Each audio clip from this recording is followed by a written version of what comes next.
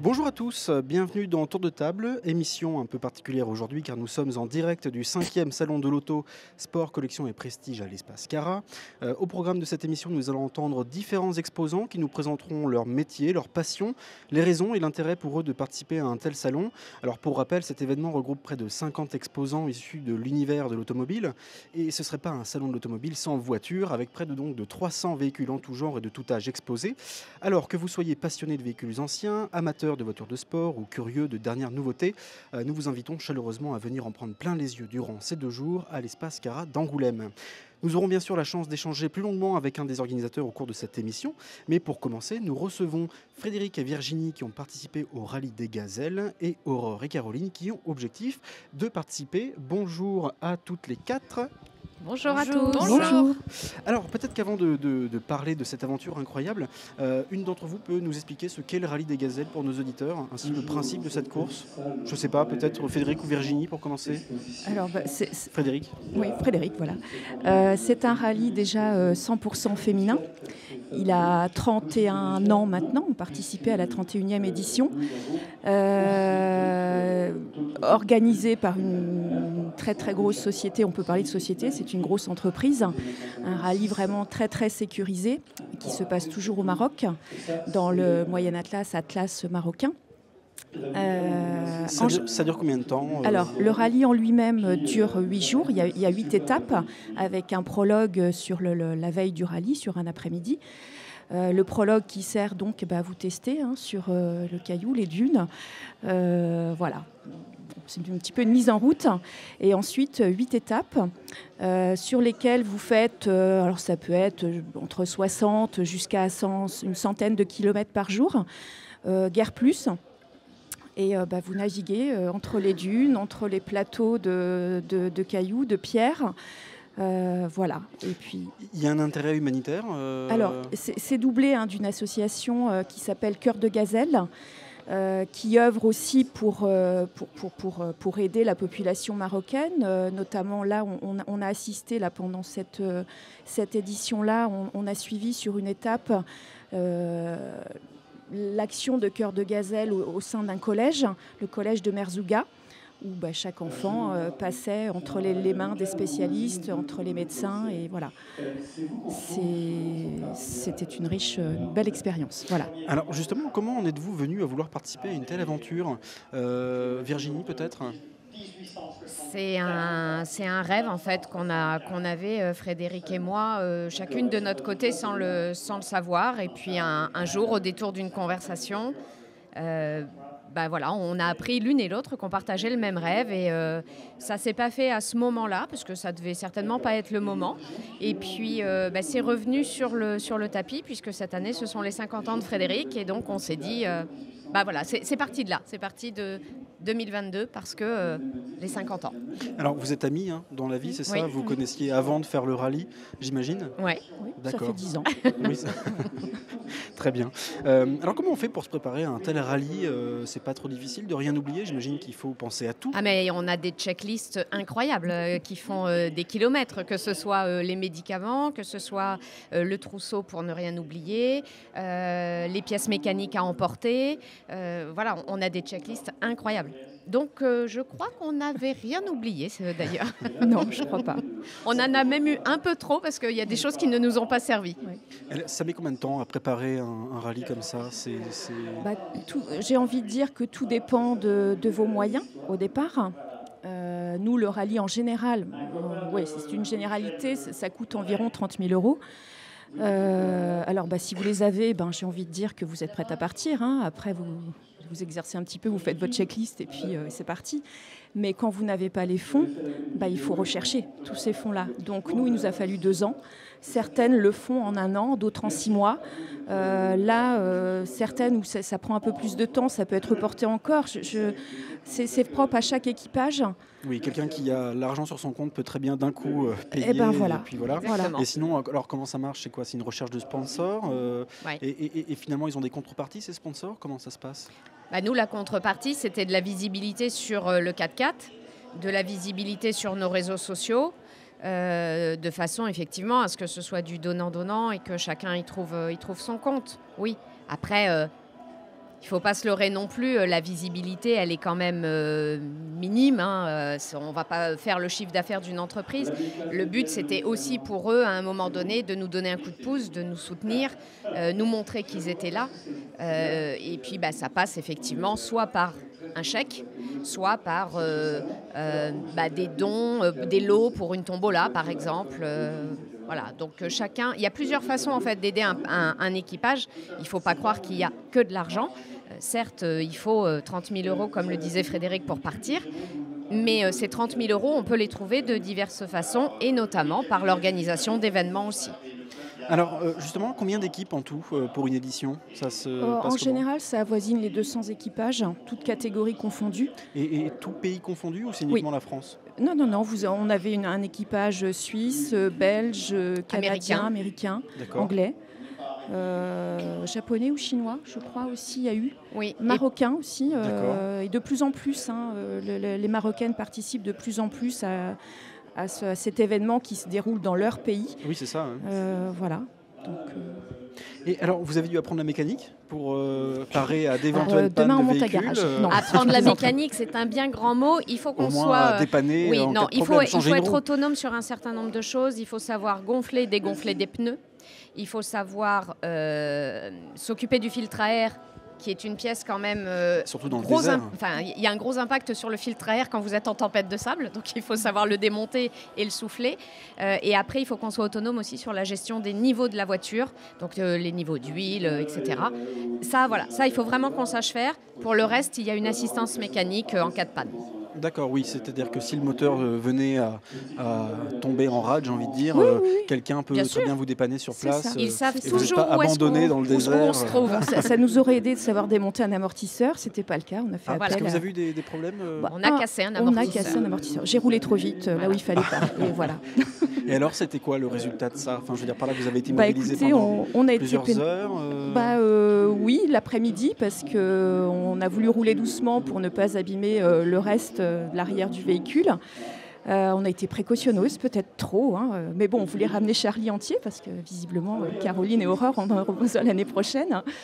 Et alors, c'est Charlie, pardon? Charlie, oui, c'est un surnom qu'on a donné du au 4x4. Ah, d'accord.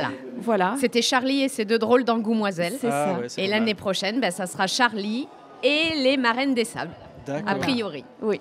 Alors donc, si je comprends bien, le véhicule, vous le passez d'édition en édition, ou comment ça se passe? Alors, c'est pas qu'on se le passe. En fait, nous, déjà, c'est pas nous qui avons trouvé Charlie. C'est Charlie qui nous a trouvés. Ah bon? Ouais, par les réseaux sociaux. Voilà. D'accord. C'est On a quelqu'un été qui vous a fait un contacté don, par...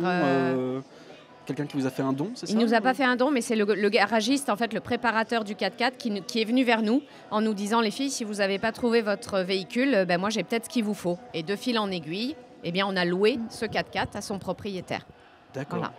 Et comme c'est un 4x4 qui avait été préparé pour faire le Paris-Dakar il y a quelques années, D'accord. il était déjà il était prêt à l'emploi, finalement. Exactement. Très peu de kilomètres, donc Charlie repartira l'année prochaine et peut-être encore l'année suivante.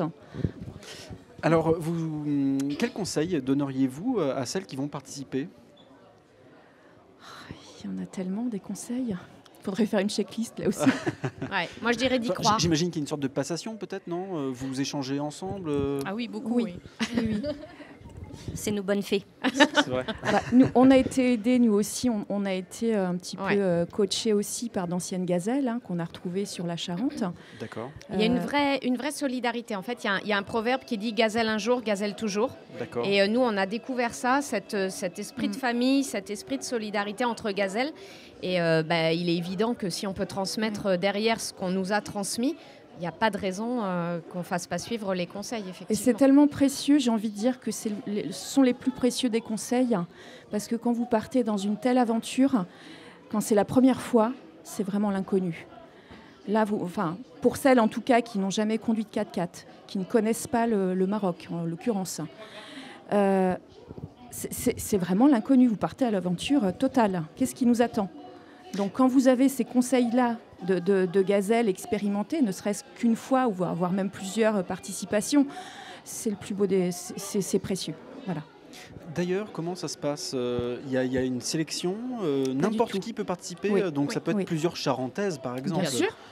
Cette année, il y avait les les Cognazelles avec nous, un équipage de cognac. D'accord. À partir du moment où vous êtes une femme majeure avec un permis de conduire de plus de 2 ans, vous pouvez partir faire le rallye Aïcha des Gazelles. On a eu cette année, pour imager, un équipage avec une dame qui avait aussi une cinquantaine d'années, je crois, qui avait déjà participé il y a 8 ou 10 ans et qui a emmené sa fille de 20 ans. Voilà. 20 ans, 50 ans. C'est très chouette, C'est surtout chouette. de le partager comme ça Voilà. en famille. C'est chouette. bien Je sûr. crois que la plus jeune avait 18 ans et la doyenne avait 71 ou 72 ans. Ouais. D'accord. Ah oui, Oui. de tout âge, quoi. C'est Exactement. Tout âge. de 9 à Tous 99 ans, horizons, peut-être pas 18 voilà. à 99 ans. Ouais. Écoutez, merci beaucoup Frédéric et Virginie. Je vous en prie. Et vous alors, Aurore et Caroline, pas trop le track, ce sera quand le grand départ? Ça sera en mars 2023. D'accord. Le track, si forcément, comme disent les filles, c'est de l'inconnu pour nous, donc on se raccroche un peu à elles aussi pour tout ce qui est conseil. Mais non, on n'a pas peur, on est super contente et puis motivée à réussir à être sur la ligne de départ, quoi. C'est ça. Il y a un côté d'excitation. On est comme des enfants.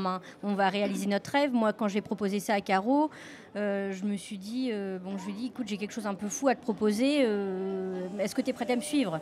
Je dis, mais j'ose pas te le dire. Elle me dit, vas-y.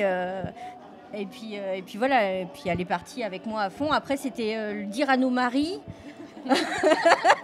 Ah oui, il y a ça aussi, effectivement. C'est Il ça, faut penser à la parce que- famille qui reste oui, sur tout place. à Il y a la fait. gestion des enfants derrière. Donc, On a des enfants quand même jeunes encore, donc voilà. Oui, bon, après, c'est pas non plus, vous partez pas pendant une année entière. Donc, Non, voilà, non, c'est- non. Mais oui, voilà, Oui, 3 tout semaines à quand fait. même. Qu'est-ce que vous redoutez le plus?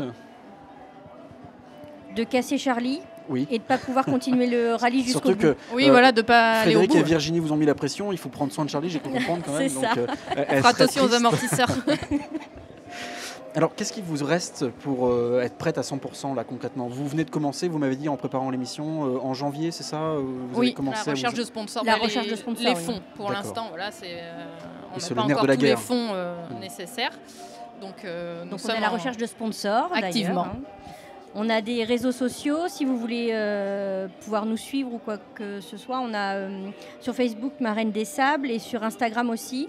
N'hésitez pas à nous suivre. On a déjà quasiment 5000 personnes qui nous suivent Ah sur oui, Facebook, 5000 personnes, c'est sur la super. page. Ouais. Oui. Et puis, Si chaque voilà. personne fait un don de 5 euros, ça ferait C'est déjà ça. 25 000. Ouais, c'est ça, oui. Alors du coup, vous recherchez des sponsors, ça veut dire que vous avez déjà trouvé des sponsors? On en a trouvé quelques-uns, oui. Je sais pas, est-ce qu'on peut en parler? Sur 30 000 euros, vous en êtes à combien? On est à entre 5 et 6 000. C'est ça. D'accord, c'est déjà chouette, parce que donc c'est en mars 2023, hein, Oui, c'est ça? tout à fait. Donc vous avez encore un peu moins d'un an pour trouver les sponsors. Ouais. Oui, puis organiser aussi des repas à thème, des tombolas, des choses comme ça.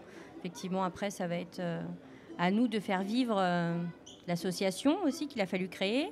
Donc voilà. Alors justement, si on veut suivre votre préparation, j'imagine que donc sur les réseaux sociaux, vous animez une page Oui, tout à fait. sur laquelle vous mettez un peu, vous donnez de vos nouvelles, quoi. hein, Oui, j'imagine. tout à fait, oui. Est-ce que vous pouvez donc la redonner? Donc Marraine des Sables sur Facebook et sur Instagram. Merci beaucoup. Frédéric et Virginie, vous de votre côté, est-ce qu'il est possible donc de vous retrouver sur les réseaux sociaux aussi? Pareil, Facebook Angoumoiselle et puis Instagram également. Bien écoutez, un grand merci à toutes les quatre.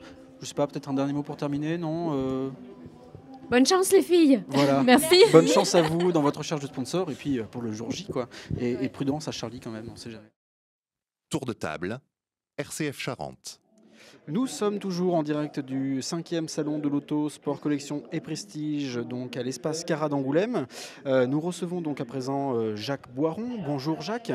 Vous faites partie donc des organisateurs de cette 5e édition du salon de l'automobile. Pouvez-vous me dire comment est née cette association, cet événement, en bref, cette aventure? Alors cette association est née effectivement de passionnés de voitures bien entendu, qui sur un coin de table ont décidé effectivement de monter un salon et en faisant un petit peu, répertorier un petit peu les connaissances qu'on avait autour de nous et qui avaient des voitures. C'est parti comme ça, tout simplement. Alors là, quand on voit le salon, il y a énormément de véhicules exposés, hein, 300, environ 300 véhicules. Comment vous faites le choix de ces exposants finalement et comment vous faites venir autant de véhicules rares? C'est du bouche à oreille, c'est quoi? Absolument, c'est le bouche à oreille. Et alors, en plus, on est obligé de sélectionner parce que maintenant, quand un salon se développe, les gens viennent s'inscrire et veulent effectivement participer. Donc on est obligé de faire une petite sélection, mais on le fait une sélection par rapport un petit peu aux catégories, aux marques et puis des voitures un petit peu d'exception. Alors, chaque année, le salon n'a cessé, hein, depuis qu'il existe, de faire le plein de visiteurs. Hein, donc, à chaque édition, c'était presque un record battu. Je rappelle que la dernière édition a eu lieu en 2019. Malheureusement, le Covid est passé par là entre-temps. Vous avez donc clos l'édition 2019 avec pas moins de 16 000 visiteurs. C'est quand même incroyable. Oui, absolument. 16 000 visiteurs. Alors, c'est vrai que ce n'était pas forcément une année exceptionnelle, mais c'était une très très bonne année. Et je pense que cette année, on va battre les records parce que le fait que le salon n'ait pas eu lieu depuis 2 ans, ça va motiver, et puis le temps s'y prête aussi. Et on a un très très beau plateau avec des super belles voitures. Donc je pense que cette année, les gens vont se faire plaisir en même temps à sortir un beau week-end et venir nous voir. Vous pensez pouvoir battre le record de 16 000 visiteurs? Absolument, on l'espère. Alors le salon, effectivement, l'entrée est gratuite, donc ça permet effectivement à tous ceux qui veulent faire une petite balade ce week-end de venir à Cara. Donc ça incite effectivement, mais on aura, je pense, et je le souhaite, et je souhaite à tout le monde de venir, on sera très nombreux. Alors, du coup, en plus, 16 000 visiteurs, c'est quand même l'événement le plus visité de l'espace Cara, hein, me semble-t-il. C'est un des événements. Alors, je n'ai pas le nombre exact de ceux d'autres manifestations, mais j'ai participé à d'autres salons, et effectivement, le salon de l'auto de passion et puis de prestige, c'est un des plus beaux salons et celui qui rassemble effectivement le maximum de visiteurs. Alors, pour être un peu plus concret pour nos auditeurs, hein, qui souhaiteraient donc venir au salon, qu'est-ce que vous proposez comme animation, comme exposition? Alors, cette année, ce sont les 120 ans de Fiat. Oui, là, actuellement, absolument. d'ailleurs, nous sommes dans la salle Ruby, juste à côté de l'exposition Fiat. Est-ce que vous pouvez nous en dire un mot? Alors, je ne suis pas un spécialiste un petit peu de la Fiat, mais c'est vrai qu'on garde des thèmes tous les ans un petit peu différents. Et là, c'était basé sur la Fiat. Et donc, on a toute une partie, effectivement, avec une multitude de Fiat qu'on n'imagine même pas. Même moi, le premier, je connaissais pas toutes les marques, enfin la marque Fiat, mais toutes les catégories. Après, de l'autre côté, dans la grande salle, effectivement, on fait des petits parcs un petit peu, Ferrari, Lamborghini, Porsche, il y a toutes, et les anciennes voitures en même temps également. Il y a une multitude un petit peu de voitures qui peut correspondre à un choix de visiteurs automatiquement. Oui, il y en a pour tous les goûts. Ça peut être du modèle rétro, ancien, comme des véhicules tout récents, notamment un véhicule là, de Mercedes qui est très particulier. D'ailleurs, nous aurons la chance de recevoir monsieur Lionel Normand qui nous parlera de ce véhicule. Est-ce que vous-même, vous possédez un véhicule de collection ? Alors moi, je n'ai pas particulièrement de voiture de collection. J'en ai une à restaurer, mais alors on prend son temps. J'ai une ancienne Alfa Romeo, mais il faut que je la remette un petit peu sur pied parce que c'est des voitures qui rouillaient très facilement. Parce que les Alfa Romeo, pour la petite anecdote, en Italie, ils fabriquaient à base de bateaux qui était coulé. Alors la ferraille automatiquement était rouillée et donc ça faisait rouiller les voitures. Non, j'en ai pas, mais je me fais plaisir par les yeux et la rencontre un petit peu de tous ceux qui en ont, de voir toutes ces belles voitures. Eh bien écoutez, merci beaucoup de votre participation. J'invite donc encore une fois nos auditeurs à venir directement au salon ce samedi, mais aussi demain, dimanche, puisque c'est sur 2 jours. L'entrée est gratuite en plus, donc c'est vraiment l'occasion, pourquoi pas, de passer un chouette moment en famille et de se remémorer des souvenirs, parce que finalement, moi je trouve que la voiture, c'est un côté Madeleine de Proust. On se souvient tous un peu de sa première voiture. La vôtre, c'était quoi d'ailleurs? Vous vous en souvenez? Alors la mienne, ma première voiture, c'était une Simca 1000. Ah. Et alors elle avait quelque chose de particulier, c'est qu'elle ne fermait pas à clé. Alors quand je voulais la mettre sur un parking, il fallait que je colle la portière du chauffeur du côté du mur. C'est original. Il fallait que je sorte de l'autre côté. Et c'était original. Vous voyez, ça c'est des souvenirs finalement. Absolument. Moi, c'est On a tous des souvenirs de voitures. Moi, c'était une Peugeot 106, vous voyez. Donc, bon. Très bien aussi. Eh bien, écoutez, merci beaucoup donc, pour votre participation. On marque une petite pause, le temps d'aller à la rencontre d'un nouvel exposant, notamment, normalement, cette fois-ci, Lionel Normand, donc, pour la concession Mercedes. Absolument. Merci beaucoup, Jacques Boiron. Merci. Tour de table, RCF Charente. Nous sommes toujours en direct du 5e salon de l'auto, sport, collection et prestige à l'Espace Cara. Cette fois-ci, nous sommes avec donc Lionel Normand. Bonjour Lionel. Bonjour. Alors, vous êtes directeur de la concession Mercedes groupe LG Angoulême, c'est bien ça? C'est ça, tout à fait. Bon, alors Mercedes, hein, je pense que tout le monde connaît. On va peut-être pas rentrer dans le détail de Mercedes, mais pas sûr que vous connaissiez le modèle exposé ce week-end sur le salon. Il s'agit, si je me trompe pas, vous me direz, d'une Mercedes AMG GT Black Series coupé, c'est bien ça? C'est ça, tout à fait, tout à fait. Alors, bon, j'ai cru comprendre que c'était une véritable pépite. Bon, j'y connais pas grand-chose, mais c'est vrai qu'elle est quand même extraordinaire. Pouvez-vous nous en dire un peu plus? Oui. Bon, déjà, en premier lieu, nous sommes ravis d'être ce week-end sur ce salon pour présenter cette voiture exceptionnelle, donc, qui est à 50 exemplaires pour la France, donc, qui est déjà finie au niveau de la série. Black Series parce que c'est la dernière version GTR chez AMG. Donc un modèle de 730 chevaux, donc modèle d'exception. D'accord, c'est effectivement beaucoup. Ce véhicule dont vous dites qu'il y en a 50 exemplaires en France, ça veut dire qu'il y en aurait d'autres à l'international? Comment ça se passe? Oui, tout à fait. En tout, vous connaissez à peu près le nombre? C'est à peu près 50 par pays, à peu près. D'accord, ouais. d'accord. Et une version, seulement 50 dans le monde, en version non homologuée sur route, pour du circuit. D'accord, parce que là, le modèle exposé, c'est un modèle homologué? C'est un modèle homologué. Donc on peut aller faire ses courses avec? On peut aller faire ses courses avec. Pour éviter les dodanes, pour éviter les trottoirs. Oui, effectivement, j'ai vu que l'espace entre les roues est très très petit. C'est ça, c'est ça. Donc c'est assez limité quand même pour l'utilisation journalière. Alors, qui achète ça, ce véhicule? Ça coûte combien d'ailleurs un véhicule comme ça? Alors ce véhicule aujourd'hui, prix catalogue 380 000 €. D'accord. Hors malus. Alors, c'est-à-dire? Plus 40. Parce que ça Plus consomme et que ça pollue, c'est ça? Voilà. C'est pour ça que nous avons mis les électriques à côté. D'accord, oui, c'est compensé. Pour compenser, tout à fait. Je comprends très bien. Oui, donc, oui. Et donc, quel type de public achète ce type de voiture? C'est des collectionneurs? D'une part, déjà des collectionneurs. Oui, c'est en partie des collectionneurs. Hein. Ce sont des véhicules qui prennent de la valeur après l'achat en fait. Hein. Là aujourd'hui, ce véhicule, il vaut plus cher à la cote que neuf. Alors ça c'est incroyable, c'est ce que me disait un de vos collègues sur votre stand justement quand je préparais un petit peu l'émission avec lui. Il me disait qu'effectivement ce véhicule acheté neuf coûte plus cher quand il sera revendu en occasion. Oui, c'est-à-dire qu'il a pris de la valeur entre le moment où il a été acheté neuf et ce qui est assez incroyable, contrairement à une voiture entre guillemets lambda qu'on achète et qui perd 20% dès qu'elle est sortie du garage. Quoi. Tout à fait. Hein, c'est souvent le cas sur des véhicules à série limitée en fait. Hein. Donc c'est en fonction de l'offre et de la demande bien sûr. Alors, du coup, vous dites que ça pollue, enfin, c'est moi qui le dis, mais en termes de consommation, c'est combien Alors, disons que c'est vraiment la dernière chose qu'on parle. Bon, mais il n'y a pas de problème, on peut ne pas en parler. Non, mais si vous voulez, sur ce type de véhicule, on vient. Oui, c'est pas la première, le premier facteur de. Je pense que quelqu'un qui a les moyens de s'acheter ce type de véhicule, il pense pas forcément à ça, il pense surtout à son plaisir, et puis voilà, avoir un joli véhicule comme ça, quoi. Alors, là, il est orange sur le stand, il en existe d'autres couleurs? Oui, noir, on peut l'avoir en noir, en noir mat. Voilà. Donc orange, c'est une couleur quand même qui flash un petit peu. Oui, sûr tout à fait. Là, on la voit de loin. Mais c'est un peu aux couleurs de RCF finalement quand on y pense. Tout à fait. Oui, vous pourriez en mettre une en véhicule de service. Bah, écoutez, on le logoterait RCF, ça serait super. Ça fait plaisir. Du coup, comment ça se passe si, admettons, quelqu'un qui nous écoute aurait les moyens et souhaiterait s'acheter ce véhicule? Comment ça se passe? Est-ce qu'il est possible d'en réserver encore? Non, c'est fini. Ah, c'est déjà fini. C'est fini. Donc là, en fait, vous narguez les gens avec votre véhicule. C'est ça un petit peu. Là, c'était pour faire plaisir au salon et voilà, de montrer l'image de Mercedes. Mais alors, un véhicule qui sort comme ça, il est vendu en combien de temps? Comment déjà les gens arrivent à prendre connaissance d'un tel véhicule et en combien de temps ça part? Disons que ce sont des clients qui sont déjà clients AMG.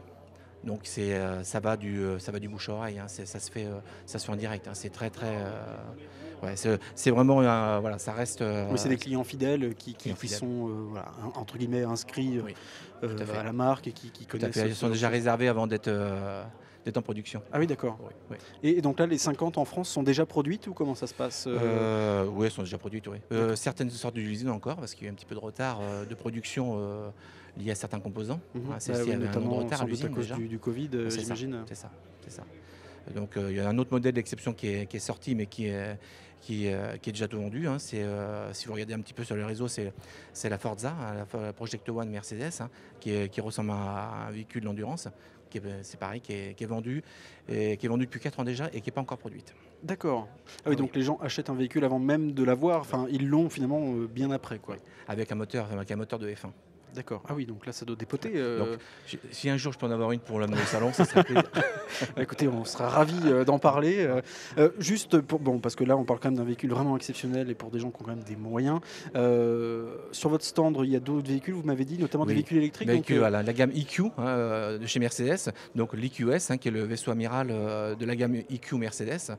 Avec une autonomie de 760 km. Donc, ah oui, ça en fait un véhicule qui me fait un salon roulant électrique avec une autonomie plus qu'honorable.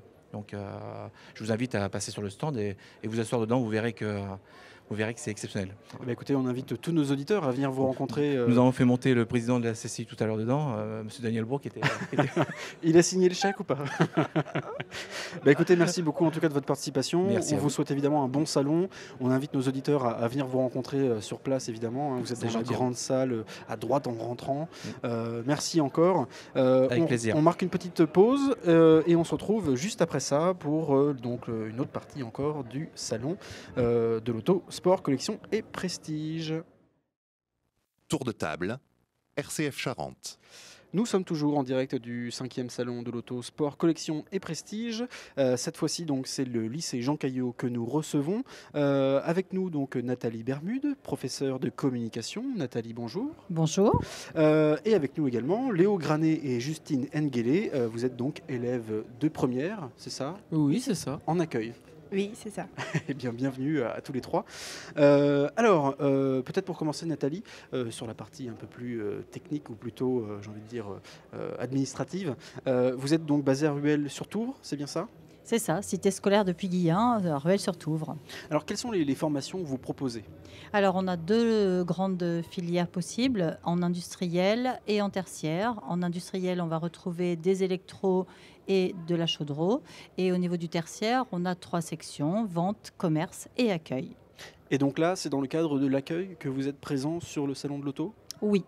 Le salon de l'auto, comme différents événementiels, c'est une section qui participe à l'accueil de tous les événementiels du Grand Angoulême.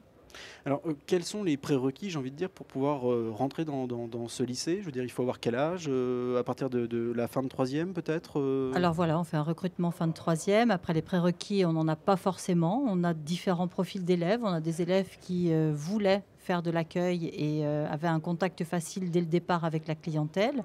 On a à l'inverse des élèves qui sont un petit peu plus réservés, pas sûrs du tout de vouloir faire de l'accueil et ça leur plaît, ça ne leur plaît pas. On a différents profils. Généralement, on arrive à les intéresser justement par ces événementiels. Bon, on va en parler un peu avec tout à l'heure. Voilà, ils vont mieux vous dire. Mais en termes d'élèves, il y a combien d'élèves par classe? Alors, cette classe d'accueil est contingentée à 12. D'accord, donc c'est une petite section. À taille humaine, j'ai envie de dire. Tout à fait. Ça permet de prendre le temps et d'échanger vraiment comme il faut. Faire du travail individuel, oui. Alors, Léo Granet et Justine Nguélé, donc vous êtes tous les deux élèves en première année d'accueil. Vous avez toujours voulu faire ça? Peut-être pour commencer, Justine? Non, parce que j'ai un parcours assez particulier. C'est-à-dire qu'avant, j'étais en générale au lycée Guest de Balzac et j'avais découvert que la générale, c'était pas trop ma voie. Du coup, je me suis reconvertie vers la pro et j'ai découvert la filière accueil où je pouvais exploiter mes qualités. D'accord. Et donc, ça vous plaît? Oui, ça me plaît énormément. Et vous, Léo? Ensuite, moi, pour le coup, j'ai préféré faire l'accueil parce que de base, au collège, j'avais fait donc un stage à la médiathèque et ça m'avait beaucoup plu. J'aurais bien aimé continuer dans ce style-là de métier, mais peut-être pas forcément médiathèque, mais dans le style de l'accueil, de la relation client et tout.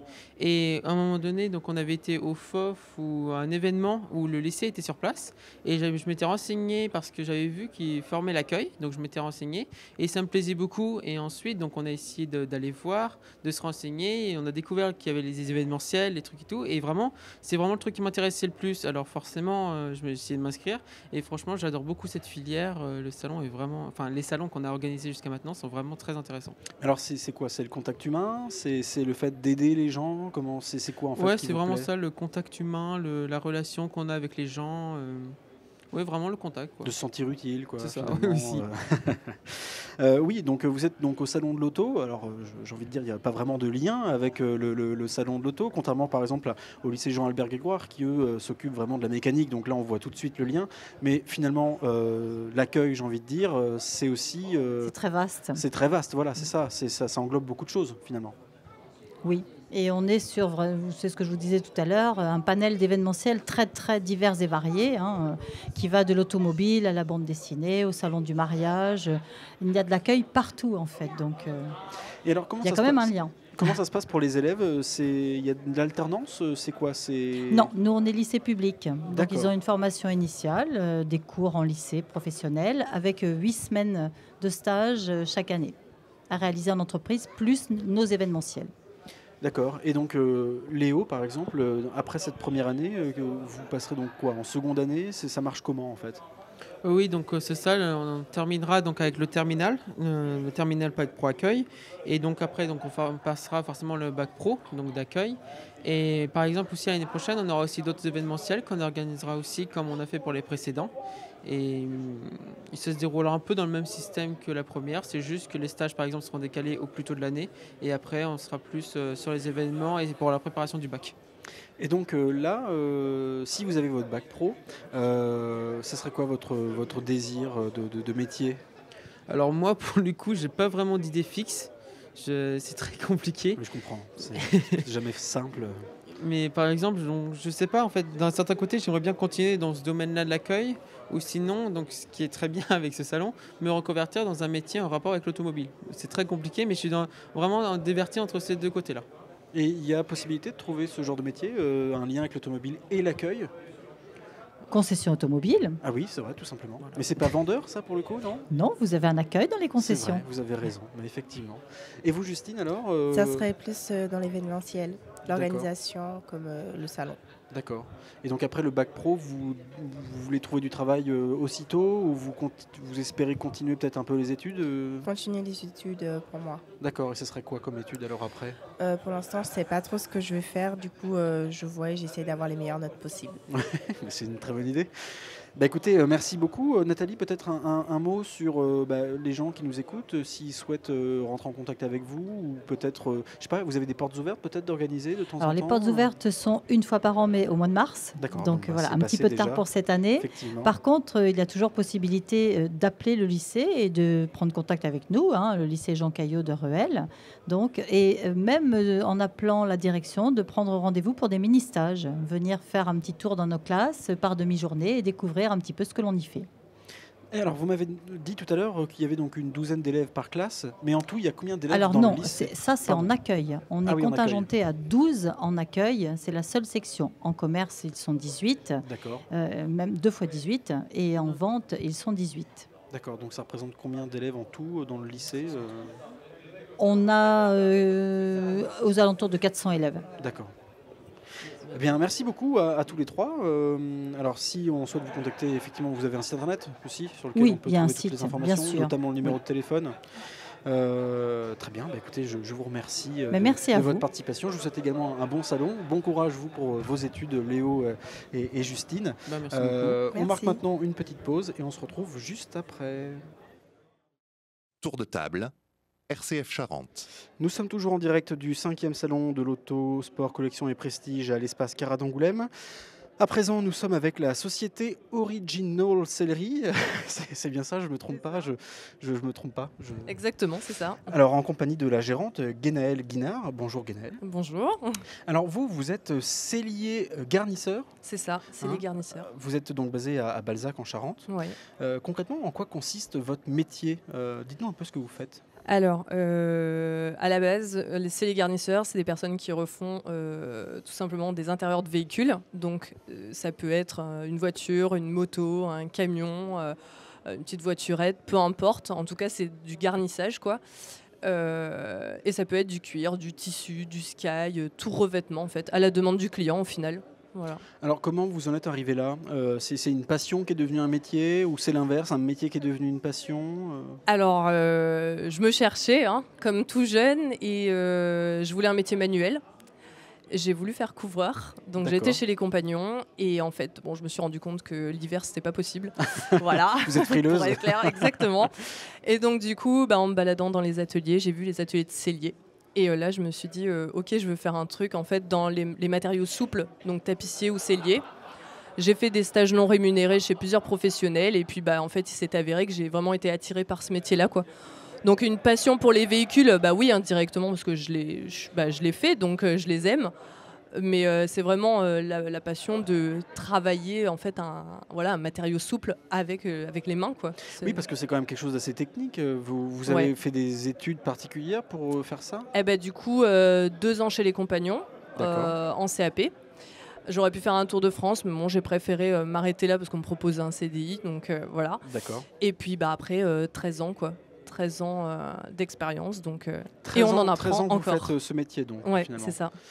Alors, vous vous occupez généralement de quel type de véhicule? Vous m'avez dit des voitures, des motos, enfin ça peut être plein de choses, mais c'est des véhicules généralement plutôt anciens, récents? On a vraiment de tout. Alors, moi, j'ai beaucoup d'anciens. Je commence à avoir un peu plus de motos là en ce moment qui arrivent, donc tant mieux. Et puis après, ça peut être tout simplement le véhicule d'un professionnel qui est abîmé, et puis il faut le refaire parce que maintenant on a le contrôle technique qui chante certaines choses. Ah oui, le contrôle technique parle aussi maintenant de l'assise, etc. C'est ça, quand c'est vraiment trop abîmé et qu'on voit les armatures, il faut réparer, quoi. D'accord. Et on est là pour ça. Ouais, je comprends. Mais alors, est-ce qu'il faut nécessairement que les sièges soient en cuir ou ça peut être aussi du tissu? Non, pas forcément. Le tissu d'origine. Alors on essaie de retrouver les mêmes tissus, des fois c'est pas possible, on essaie de s'adapter. Oui, effectivement, ça peut être un tissu, un cuir, un sky, peu importe. De toute façon, ce qu'il y a sur la voiture, on essaie de trouver ou exactement le même ou à la demande du client s'il y a besoin de changement. Alors, vous réparez des fois juste un petit accroc, vous changez carrément tout, vous êtes capable de faire quoi finalement? Alors, on peut changer juste une pièce, s'il y a besoin de changer que la pièce, et qu'on arrive à trouver aussi, on va dire, la fourniture similaire à l'origine. Si vraiment, après, parfois, on n'arrive pas à trouver, il faut changer plusieurs morceaux, et puis on s'arrange avec le client et on se met d'accord sur quelque chose pour que le client soit satisfait pleinement, en fait, du travail à effectuer, quoi. Alors combien ça peut coûter? Notamment par exemple j'ai un siège, j'ai un trou dans le siège, quoi, ou un trou de cigarette, ou si je veux le faire refaire, combien ça peut coûter? Alors ça peut vraiment varier du tout au tout. Suivant la texture. La texture, la matière. Un tissu par exemple d'origine va coûter plus cher qu'un tissu basique, un cuir va coûter plus cher qu'un sky. Il y a plein de choses différentes. Après, ça peut partir d'une petite réparation à 80-120 €. Et après, on part dans des intérieurs qui arrivent à des prix 4 000, 5 000, voire plus, suivant la difficulté en fait, qu'on trouve dans le véhicule, quoi. J'imagine que c'est beaucoup des gens qui restaurent leur véhicule, qui viennent vous voir, non? C'est ça? Ouais, voilà, des passionnés de véhicules anciens. Ouais. Alors, j'ai cru comprendre que votre mari gère un garage qui s'appelle Original Cars. C'est ça. Ouais. J'imagine que vous travaillez régulièrement avec lui et que ses clients sont vos clients. Exactement. Et inversement. Voilà, il est spécialisé dans tout ce qui est coccinelle et combi, donc voiture ancienne, il ne fait que ça. Et puis donc il fait tout ce qui est mécanique, électricité. S'il y a besoin de remonter des éléments, il a l'habitude. Hein, il est habitué à ces voitures-là et pas d'autres. Donc voilà. Alors ce salon, c'est l'occasion pour vous d'aller à la rencontre de futurs clients, pas seulement des exposants de voitures, je veux dire, mais des visiteurs aussi. Vous espérez rencontrer justement, vous faire connaître? C'est surtout que j'ai déménagé il n'y a pas longtemps. Donc j'étais à Nersac et maintenant je suis passée sur Balzac.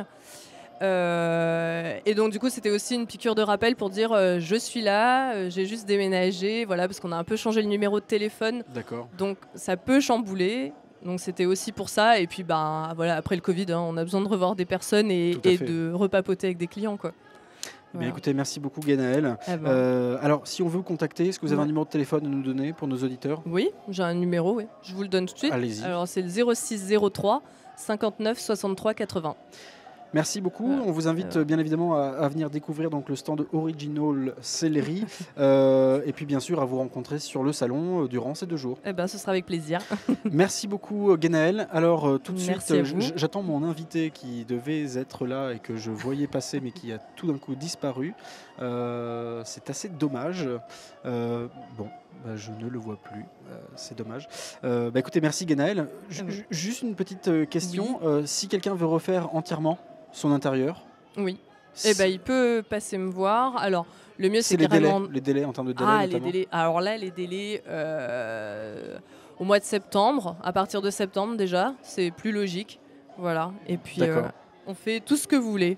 En tout cas, en intérieur, on peut tout faire. Merci beaucoup Guénaëlle. Avec plaisir. Est-ce que vous pouvez aller voir ce monsieur à carreau et lui demander de venir me rejoindre? Il n'y a pas de problème. C'est très très gentil. Alors nous sommes toujours donc en direct du salon de l'auto, sport, collection et prestige. Tout de suite, nous allons à la rencontre donc de Ismaël Al-Sidchek. Alors Ismaël, je vous en prie, asseyez-vous. Votre micro.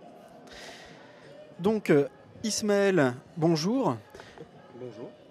Alors, Ismaël, vous avez créé la société ASC Competition, basée au cœur du circuit auto du Vigan dans la Vienne. Avant de nous parler de votre entreprise, racontez-nous un peu votre parcours. Vous me disiez en préparant cette émission que vous avez notamment travaillé chez Ferrari. Oui. Alors, qu'est-ce que vous y faisiez concrètement? Concrètement, déjà, je veux dire que j'y suis arrivé un petit peu par hasard. Parce que j'ai multiplié les expériences pour avoir un bagage technique, je dirais suffisamment conséquent pour pouvoir pratiquer ma passion avec le maximum de compétences techniques. Et donc en fait j'ai commencé chez le concessionnaire de Toulouse qui est Modena Sport en tant que mécanicien.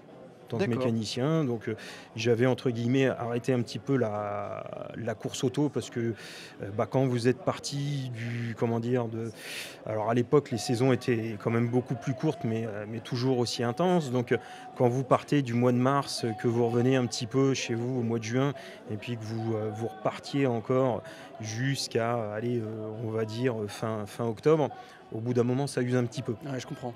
Ça use un petit peu. Donc du coup, je suis passé, on va dire, un petit peu plus sur le côté grand tourisme, et j'ai eu cette opportunité de pouvoir rentrer donc chez Ferrari en tant que mécanicien. Et c'est vrai qu'à l'époque, c'est une marque qu'on connaît de nom, mais techniquement qu'on connaît très peu. Et c'est vrai que tant qu'on ne connaît pas la marque, il est très compliqué de pouvoir officier sur celle-ci. Et donc du coup, voilà, j'ai fait mon petit bout de chemin. De Toulouse, j'ai été muté à Bordeaux parce que Toulouse avait repris la concession de Bordeaux, dont j'avais pris la tête de l'atelier. Et pendant on va dire cette période, j'ai un concessionnaire suisse qui a pris contact avec moi parce qu'on avait un client commun. Et donc ils avaient besoin eux aussi de renforcer leur équipe technique. Et ma foi, je me suis dit pourquoi pas. C'est vrai que la Suisse, on sait où c'est sur la carte, mais au final, on n'en sait pas plus. Donc j'ai pris le pari de partir en Suisse, pari que je ne regrette pas du tout, parce que ça m'a permis de voir beaucoup de choses. Parce que en rentrant donc chez Zénith Lausanne, il faut savoir que c'est le plus gros vendeur de Suisse. Ferrari Maserati, il faut savoir aussi que du coup c'est le concessionnaire numéro 1 en Europe, donc ça permet de voir beaucoup de choses. Techniquement, ça permet aussi de faire des autos de course, de faire des anciennes, de faire des récentes, donc ça m'a permis de pratiquer la marque avec un grand plaisir. Alors malheureusement, c'est quasi déjà la fin de cette émission. Rapidement, en quelques mots, en quoi consiste votre entreprise? Alors, qu'est-ce que vous proposez? Entretien, réparation. D'accord. Donc, voiture de route. Si vous voulez faire du circuit aussi, préparation, restauration. Donc, préparation moteur-châssis, donc mise au point châssis. Et aussi l'assistance en circuit pour des track days, pour des rallyes comme le Tour Auto ou toutes ces choses. Voilà, tout simplement. Eh bien, un grand merci à vous, Ismaël. C'est moi, avec plaisir. C'est déjà la fin de ce tour de table spécial Salon de l'Auto, malheureusement. Je vous souhaite une bonne journée ainsi qu'une bonne semaine à l'écoute de nos programmes sur RCF Charente. Quant à moi, je vous dis à très bientôt.